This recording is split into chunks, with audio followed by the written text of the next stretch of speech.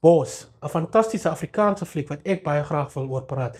Ek het onlangs vir Bos gekyk en dis 'n plaaslike film wat ek dink almal moet kyk. Dit is tans beskikbaar op Amazon Prime Video of op DStv se box office. Die movie is 'n post-apocalyptic movie wat plaasvind 7 jaar na 'n kernoorlog of 'n nuclear war. Die beste deel van hierdie movie is daar is Engelse subtitles, so jy hoef nie te worry nie. Almal kan dit kyk, ek dink almal kan dit geniet. Enige persoon wat 'n post-apocalyptic movie waardeer, sal baie van hierdie een hou.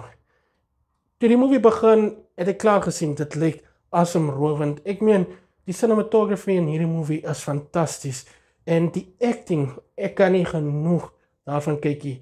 Elke actor doen 'n uitstekende job om hulle rolle te vertolk. Wat ek wel nie van hierdie movie hou nie, is dat dit 'n bietjie te kort is. Ek het nog 'n bietjie gesoek, maar daar is so baie twists en turns dat jy nie sal glo dat dit minder as 'n uur en 'n half lank is. Daar is so baie wat gebeur en alles is so wonderlik word dit uitgebeeld. En ja, dit is 'n movie wat ek kan baie oor praat. Ek sal nog 'n hele geskrewe resensie doen. Ek wil nog nie spoilers share nie.